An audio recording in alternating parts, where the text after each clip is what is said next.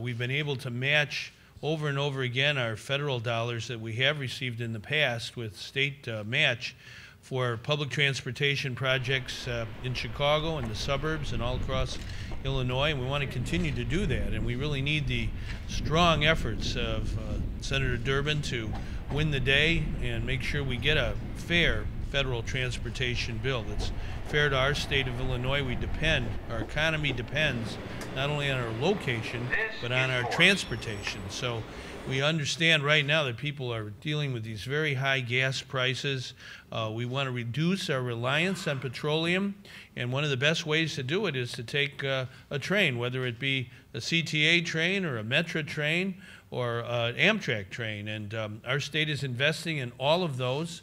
The overall Red Line project here in Chicago is about $1 billion, I think, and of that, $700 million is coming from the state of Illinois and our Jobs Now initiative. And we really like working with mayors like Mayor Emanuel and mayors all across our state on specific projects that help people who have to get to work, have to get to school, have to get to where they got to go. And it's important that we have choices for people. If it's too expensive to drive your car or you don't have a car, we want to make sure we have excellent public transportation. And our program at the state of Illinois, our Jobs Now program, wouldn't have been possible without the great help of Senator Heather Staines, who's with us here today, and Representative Kelly Cassidy and Representative Sarah Feigenholtz. And I know Harry Osterman, who was a representative when it passed, he's now an alderman. All of us work together in a bipartisan way, as Senator Durbin just mentioned, to invest in Illinois. Our overall investment in infrastructure in our state is $43 billion. That's a historic high. It's a landmark amount of money. We want to work with aldermen like Joe Moore here in the 49th Ward and Jim Kaplan in the 46th Ward and aldermen all across the city of Chicago and across the state of Illinois. Local people know what their transit needs are. Tom Tunney knows firsthand with the Cubs. We want to make sure we get people to that Addison step. That's how I get to Wrigley Field. And you can also take it to U.S. Cellular, wherever you want to go. And you have a city series coming up next month, I mean. So it's important that we all come together and work together for the common good. And transportation has really been sparking our economic revival. We've had 7 straight months of lower unemployment in Illinois and higher employment. The most important thing is jobs created, and our state is really doing much better in that area. It's very important that we work in every region of Illinois. As a number of you know, when I ran for office, I said that the Red Line needed to be like the rest of the CTA, but the Red Line specifically needed to be modernized. About 38% of all CTA traffic happens on the Red Line.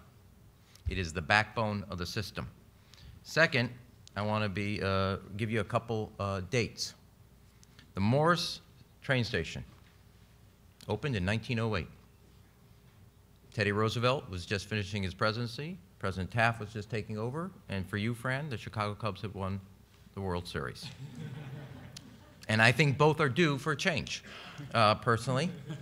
Thank you for that late laughter there on that one. Jarvis, 1908. Granville, 1908. Thorndale, 1915. Berwyn Station, 1916. Argyle, 1908. Lawrence, 1923. I think the city of Chicago has gotten great use out of these stations, but I think after 100+ years, it's time for a facelift, a time for modernization, and a time to give the people on the Red Line what the people on the Brown Line have seen ever since we've changed it. And marking word, Senator Durbin and I, when we first got to Congress, sat down with Norm Mineta, then the Secretary of Transportation. One of the first meetings I had.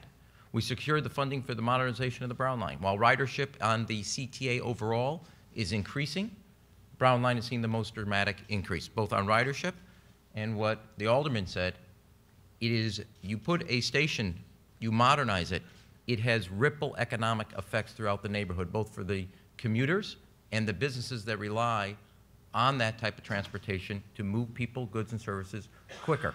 It's a multiplier for economic growth and job creation.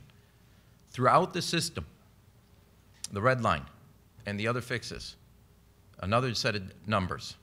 Over the next 3 years, will create 4,700 jobs fixing the mass transit system in the city of Chicago. Another number, while this is great, and I cannot say enough about the leadership of the governor and the senator in helping secure the resources for the Red Line, the minimum maintenance throughout the system, minimum maintenance, just to keep treading water, not do something expansive or new, is $7 billion in total, just for the CTA.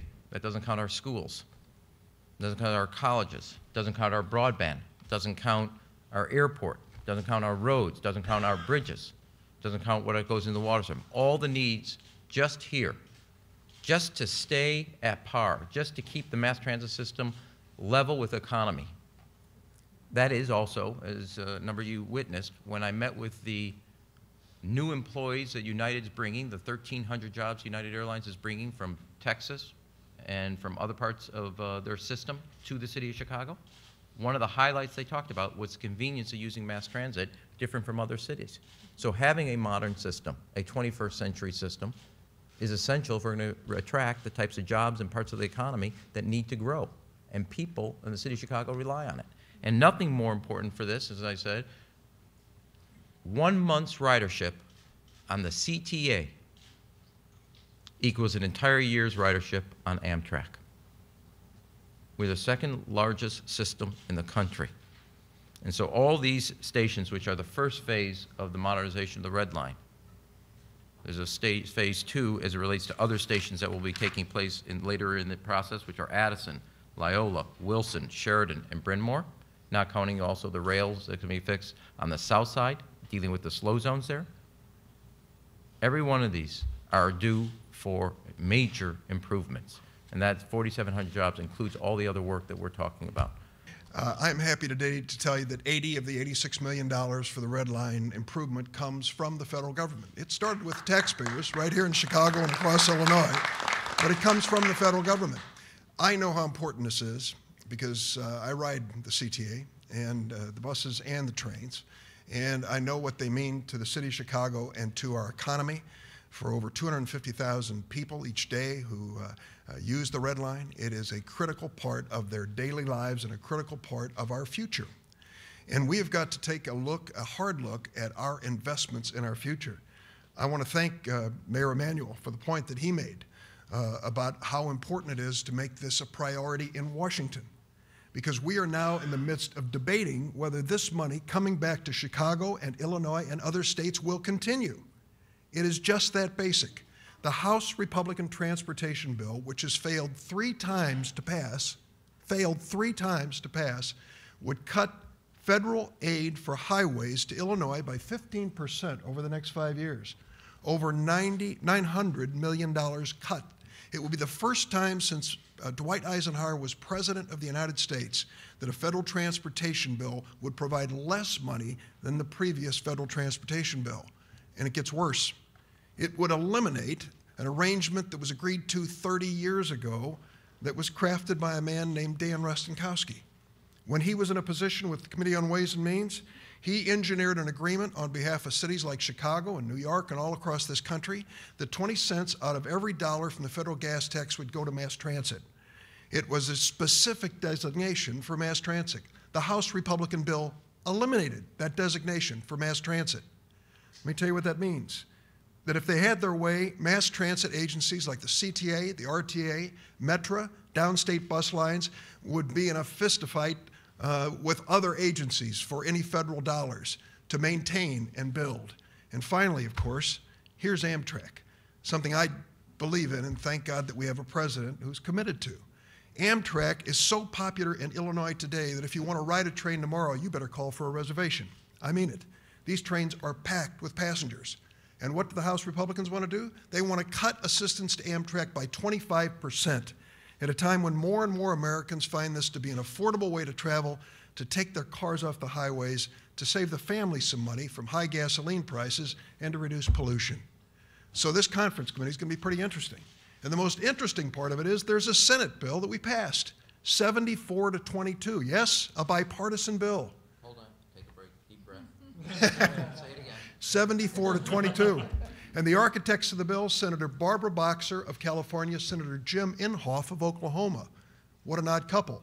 But they agreed on an extension that would not cut this funding for Illinois, an extension that would continue the mass transit designation, an extension that would continue the help for Amtrak.